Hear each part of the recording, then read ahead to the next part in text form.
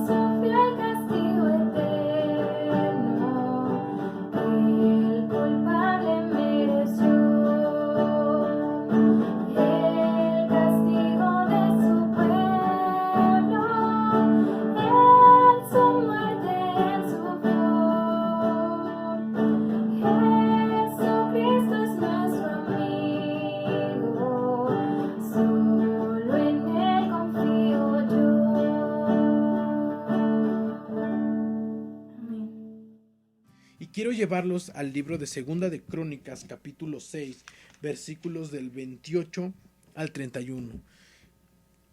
Segunda de Crónicas, capítulo 6, del versículo 28 al 31. Y voy a leerlo en otra versión, pero síganme ahí con la mirada en su Biblia. En cualquier versión que tengan, vamos a leerlo. Segunda de Crónicas, capítulo 6, del versículo 28 al 31.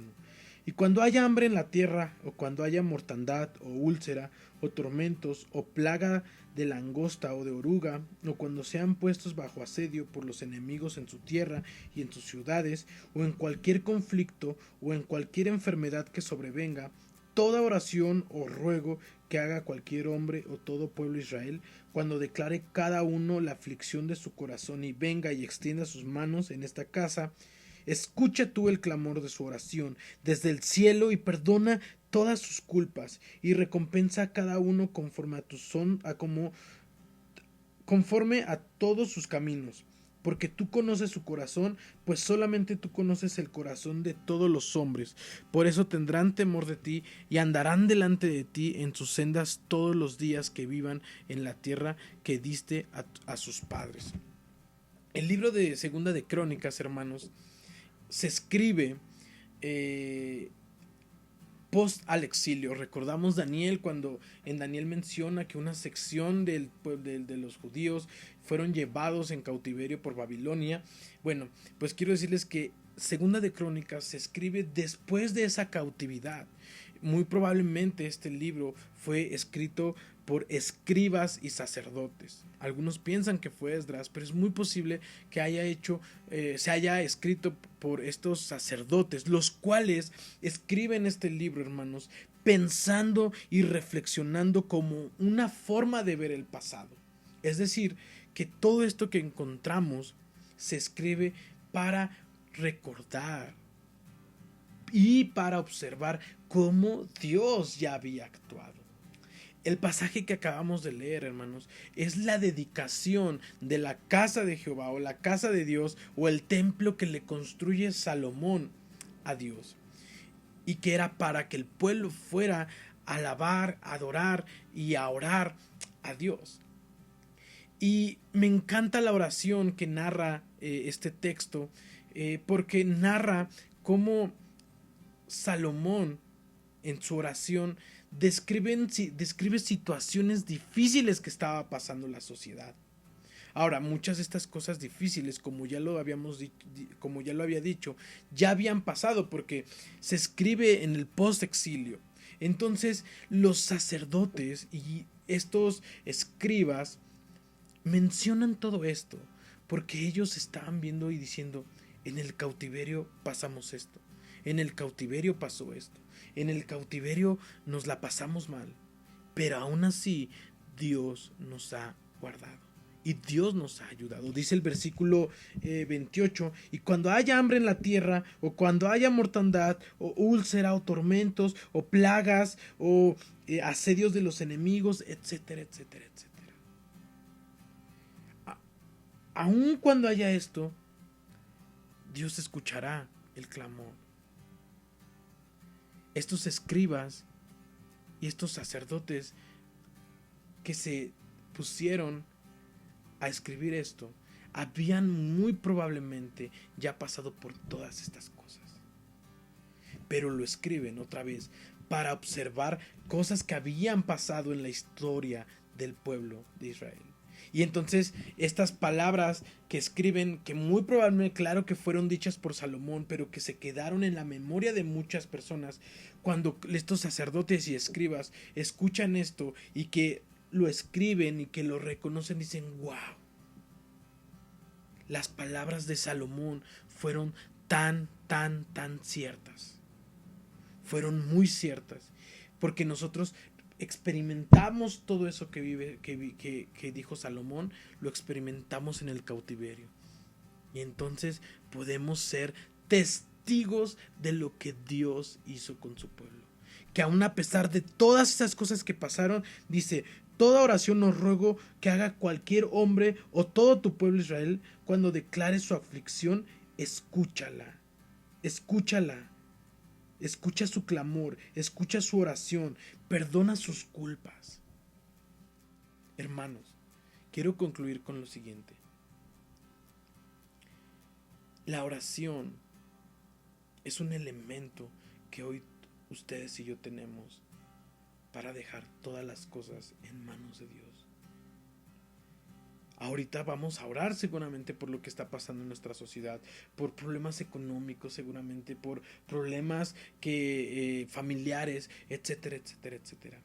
Pero hermanos, yo les animo a que, así como estos escritores del libro de Crónicas estaban experimentando esto ahorita, hermanos, en un tiempo futuro nosotros vamos a ser testigos de lo que Dios hizo en esta época.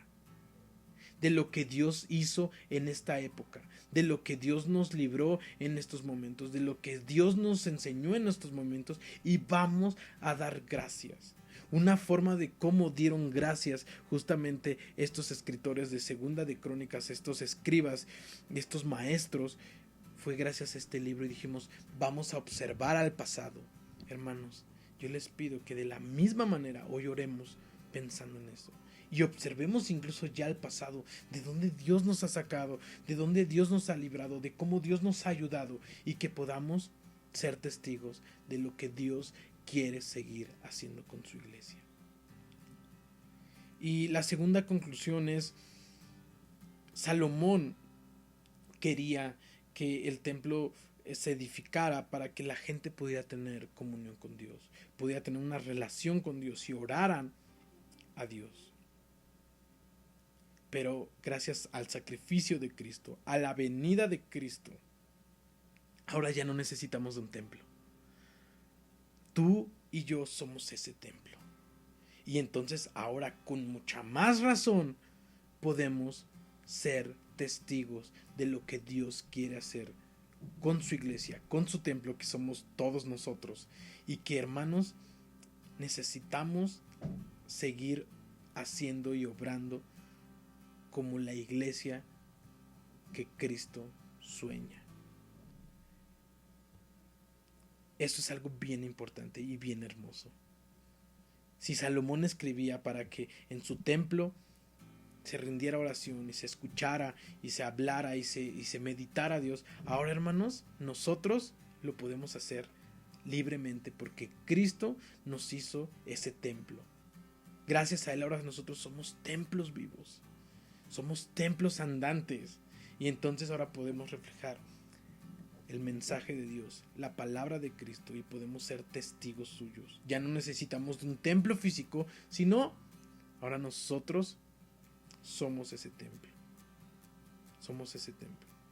Y hermanos, pensando en esto, hablando de lo que justamente las dos conclusiones que les dije, estos escribas habían sido testigos ya de muchas cosas feas que habían pasado, y ahora una forma de agradecimiento era escribir, esta forma de ver el pasado y decir, Dios ya nos sacó de esa. Entonces ahora, hermanos, nosotros oremos observando el pasado y pensando, hermanos, que en el futuro vamos a observar y decir, Dios nos sacó del COVID-19, Dios nos sacó de eso.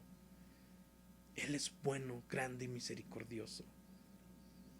Y para terminar también, si ustedes siguen la sección adelante de estos versículos que acabamos de leer de Crónicas, menciona que toda aquella persona extranjera que no pertenecía a Israel podía acercarse a Dios. Podía acercarse a Dios y que le escuchara, y que según su corazón Él pudiera obrar fuertemente. Hay mucha gente cerca de nosotros, hermanos, que no conocen a Dios.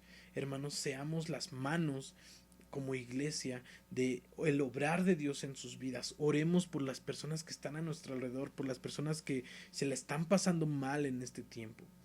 Y hermanos, ahí en sus casas, oremos por todo esto, y pongan también sus cargas y pongan también sus luchas en manos de Dios, y damos gracias a Dios por todo lo que Él ha hecho. Dios los bendiga, hermanos, y reflexionemos en esto. Pensemos que en un futuro vamos a observar al pasado y podemos decir, Dios nos ha sacado de esa, justamente como los escritores de Segunda de Crónicas al escribir eso. Nosotros ya pasamos por eso, y Dios es bueno, fiel y misericordioso. Dios les bendiga.